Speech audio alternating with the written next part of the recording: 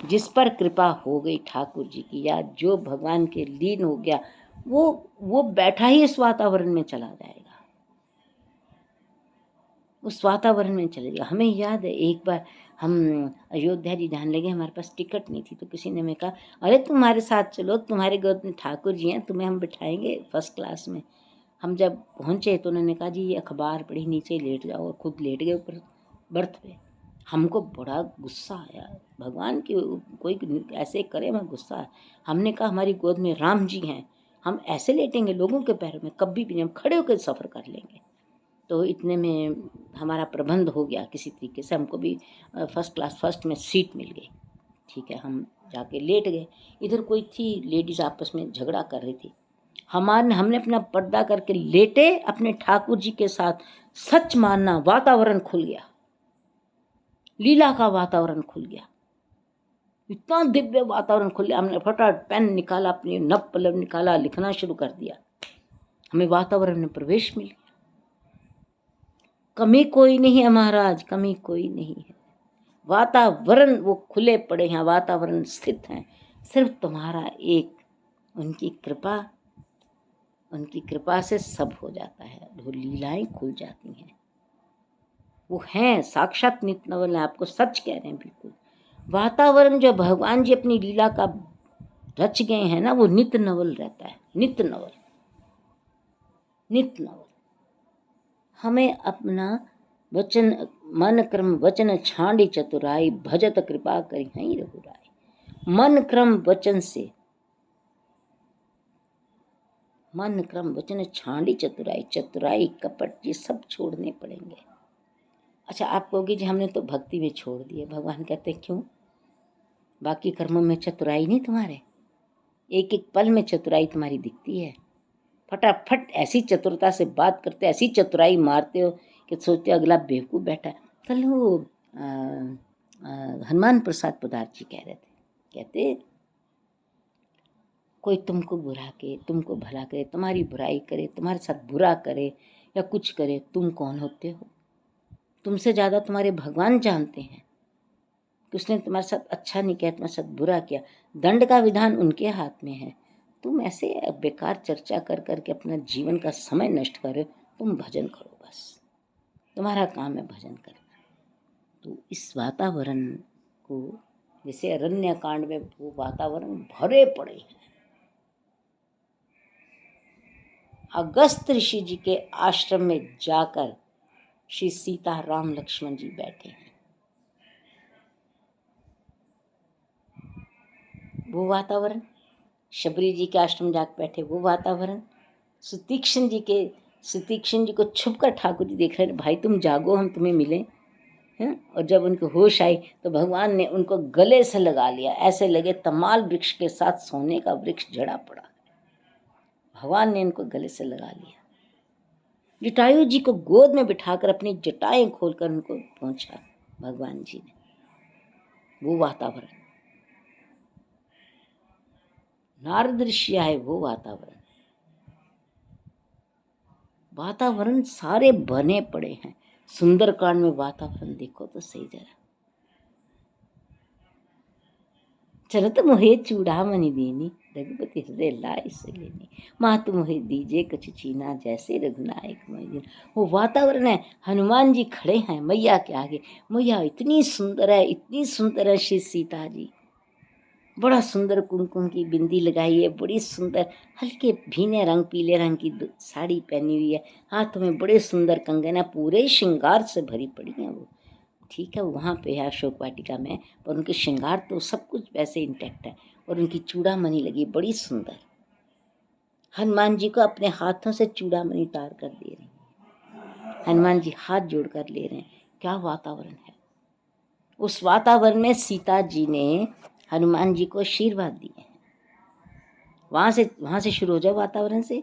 ये मुद्रिका मातुम्हें आनी, दीनी राम तुमको सैदानी।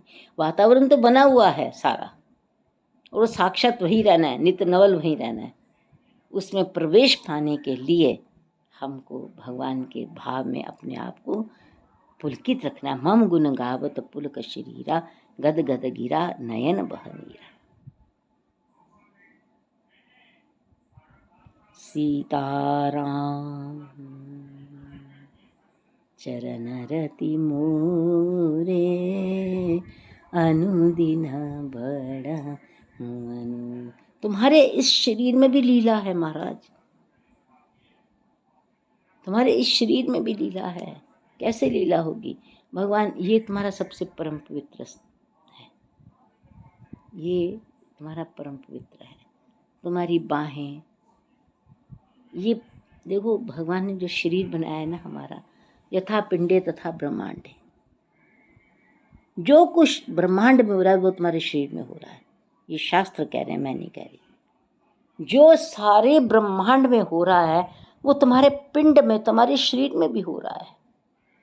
अभी हमारी साइंस हमारे शरीर को 1% समझ पाई है, सिर्फ 1%। वो ये जानती है नाड़ियाँ कहाँ है, रक्त कहाँ है, मांस कहाँ है, मज्जा कहाँ है, लीवर कहाँ है, किडनी कहाँ है, ये सब समझ रही है।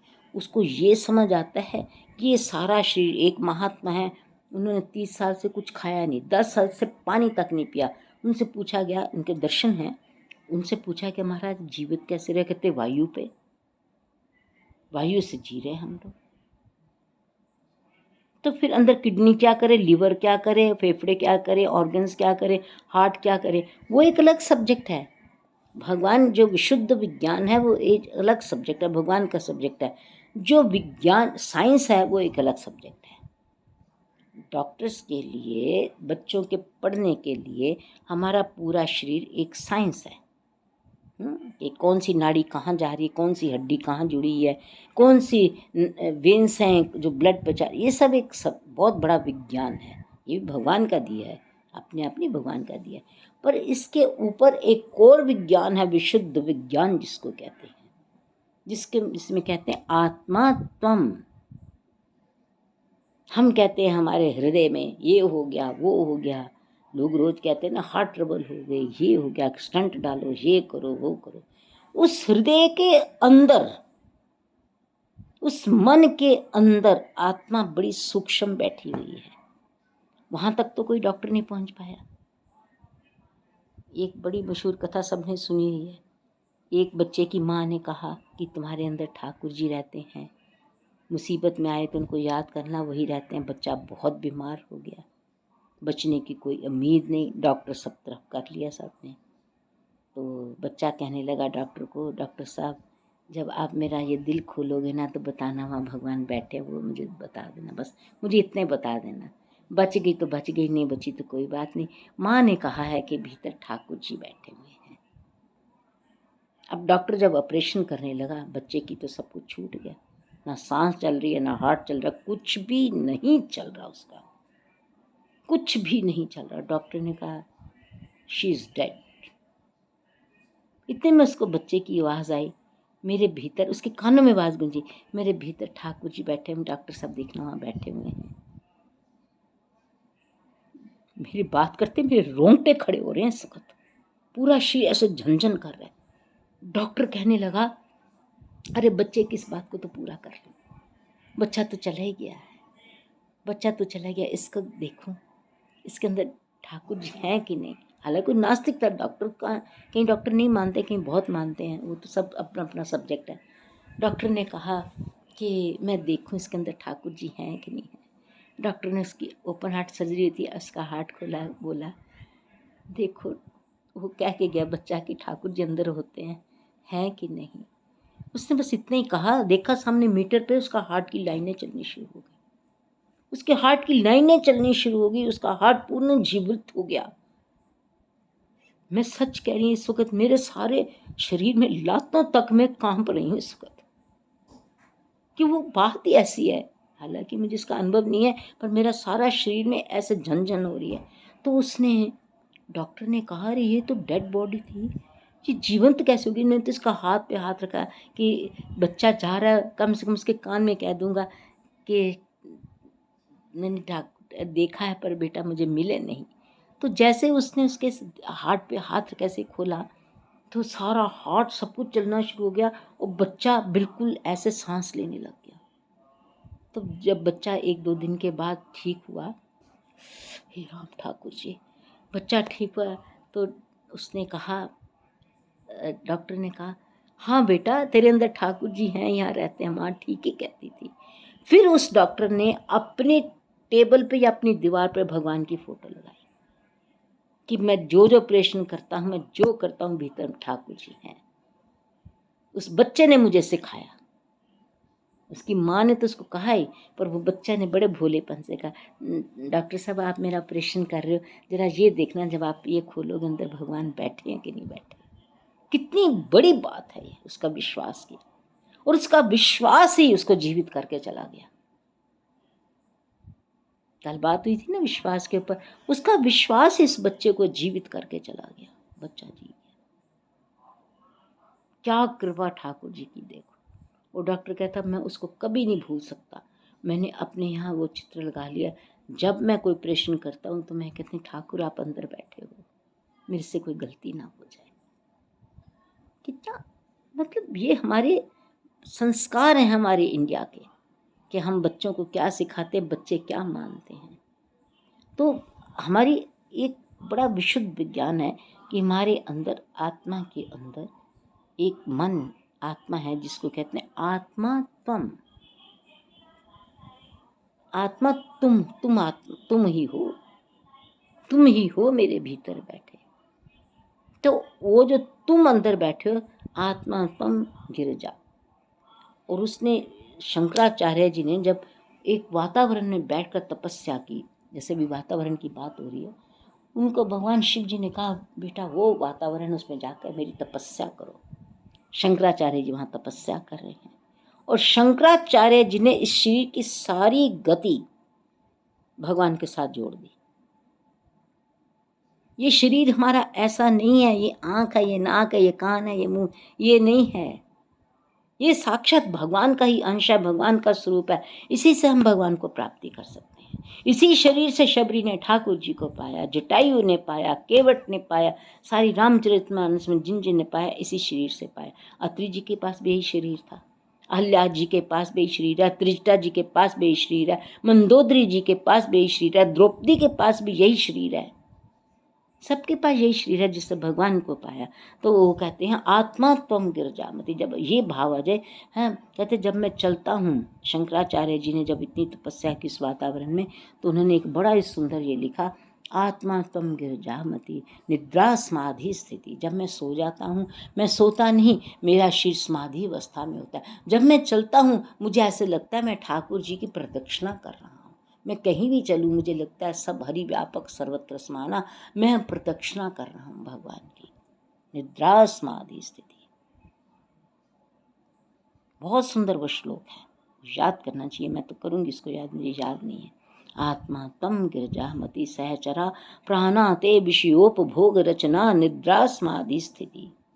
जो मैं खाता हूँ भगवान वो प्रसाद है। बहुत सुंदर शंकराचार्य जी ने लिखा। वो उस वातावरण में उन्होंने पाया, ये जो शरीर मेरा है ये मेरा नहीं है, ये ठाकुर जी हैं। अब ये जो आँख है, ये कान है, ये इतना हमारा शरीर परम पवित्र है, तो इसको क्यों ना भगवान को अर्पण कर दें, क्यों ना ठाकुर जी को अर्पण कर दें। अपनी अपनी विधि से सब करो अर्पण।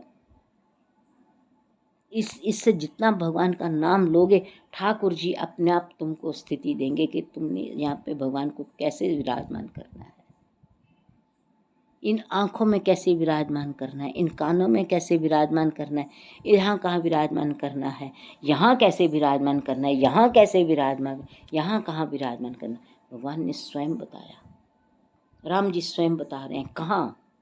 अत्रि जी के आश्रम की बात होगी, वाल्मीकि जी के आश्रम में भगवान स्वयं विराजमान होकर वाल्मीकि जी के मुखार बिंदु से बता रहे हैं। वो कहते हैं तीर्थ राम चरण चरी जाहि, राम बसों तिनके मन माही। वो पूरा चैप्टर ही इसी हमारे शरीर के ऊपर है, हमें अपने शरीर में भगवान को कैसे विराजमान करना है। पूरा चैप्टर वाल्मीकि जी का। रामायण जी में क्या नहीं है महाराज। दुनिया में इतने इंसाइक्लोपीडिया नहीं होंगे, ना बन सकते हैं, जितने हमारे शरीर के एक अंग से बन सकते हैं। ये हमारे ऋषि मुनियों की बहुत बड़ी तपस्या साधना की स्टडी है। बहुत बड़ी। हम कहते हैं जी पीएचडी कर लो, उससे ऊपर कोई पढ़ाई कर लो, बड़ा कुछ जानकारी हो जाएगी। तो महाराज जी हमारी पीएचडी हो गई 25 साल में हो जाएगी, 30 साल में होगी, 40 साल में हम पीएचडी के ऊपर की पढ़ाइयाँ कर लें। अगर हम पढ़ना शुरू करें फिर उसको हम 10 साल से, हम 6 साल से पढ़ना शुरू करें, उसमें 50 साल और लगा लो, 56 साल में आप इतनी पीएचडियाँ रिसर्च कर मारोगे। कभी ये भी सोचा कि तुम्हारे जीवन के 50 साल और उन महात्मा लोगों के हजारों हजारों वर्ष की तपस्या से जो इस शरीर की स्टडी हुई है वो किसको पता है। हजारों हजारों वर्षों की स्टडी करके, साधना करके शरीर का जो उन्होंने निकाला है, कहने की बात नहीं। वो तो यहाँ तक निकाला उन्होंने,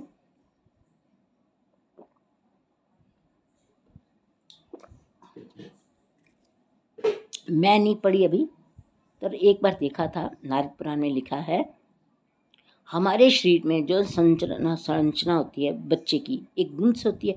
बोले वो जो बूंद बनती है वो भी पता नहीं कहाँ से युगों युगों से तय होके आती है।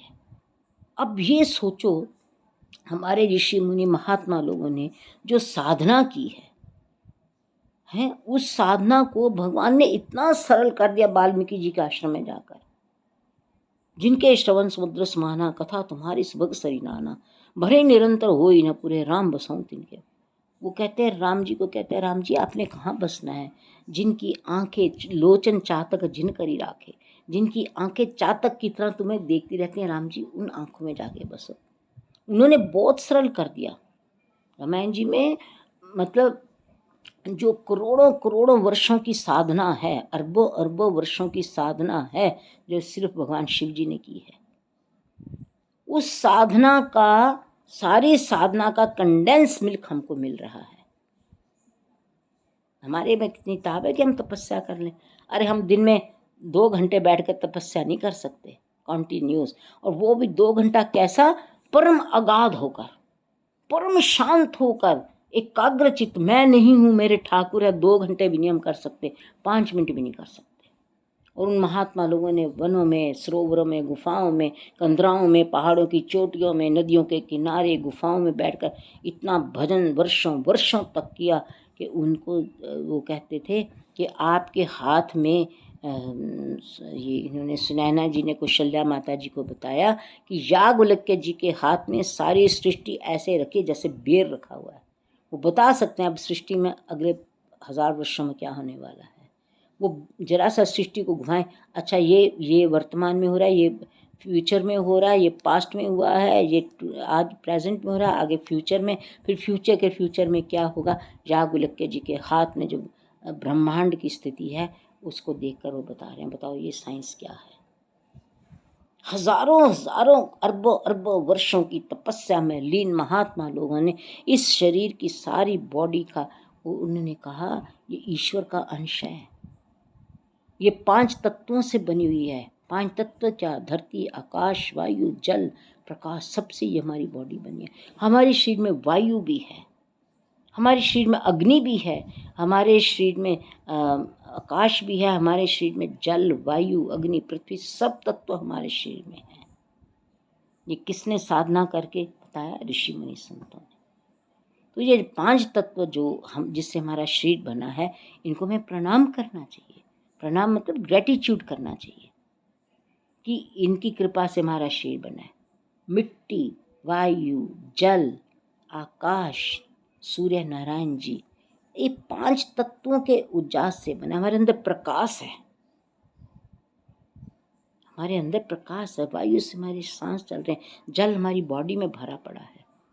हमारी बॉडी में पानी ना हो तो बॉडी क्या, हमारी कुछ भी नहीं है। हमारे में एक उजास है, प्रकाश है।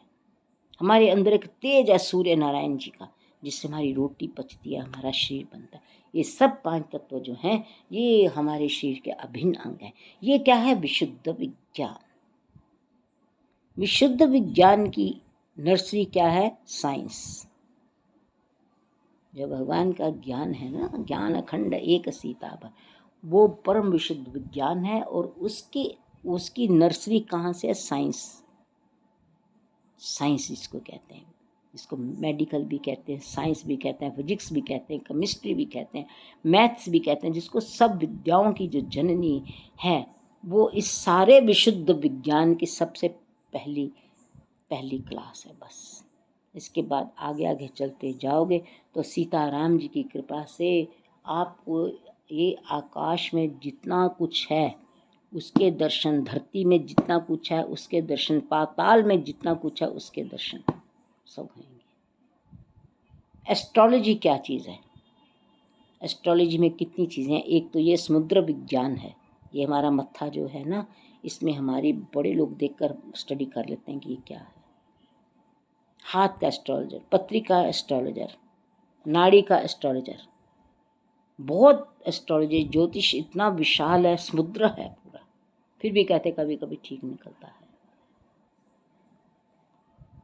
जब विवाह होता है दोनों पत्रिकाओं में नाड़ी मिलाई जाती है।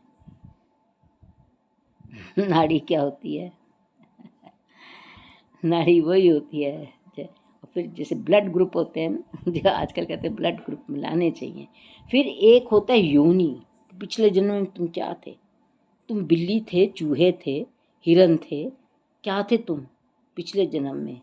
वो फिर वो मिलान होता है। इसीलिए कहते हैं पत्रिका को मिलाना बड़ा आसान काम नहीं है। पर वो जो हम पहले बात कह रहे थे कि भगवान के वातावरण के लिए हमें इस शरीर को तैयार करना है, खाली साधना नहीं। ये भी पता होना चाहिए कि वातावरण जो नियत है उस वातावरण का स्वरूप क्या है। वातावरण भगवान ने बड़ी तरह के नव रस नव श्रृंगार के बनाए हुए हैं। अष्टयाम कुंजें हैं। आपको किस कुंज में जाना है, किस वातावरण में जाना है, उसके लिए अपने आप को तैयार करो, भावुक रसिक भिक्षुक बनकर। जब तक तुम भिक्षुक नहीं बनोगे, भिक्षुक मतलब भगवान के आगे हाथ जोड़कर भिक्षुक, भावुक भगवान के प्रेम में बड़े भाव विभोर, रसिक उनका रस पीने वाले बनो। वातावरण तो खुले, दर्शन अवश्य होंगे। बैठे हैं कृपालु राम जी, ऐसे तो नहीं घर में छवियां रखी है, साक्षात वो बैठे हुए हैं। श्री रामचंद्र कृपालु भज मन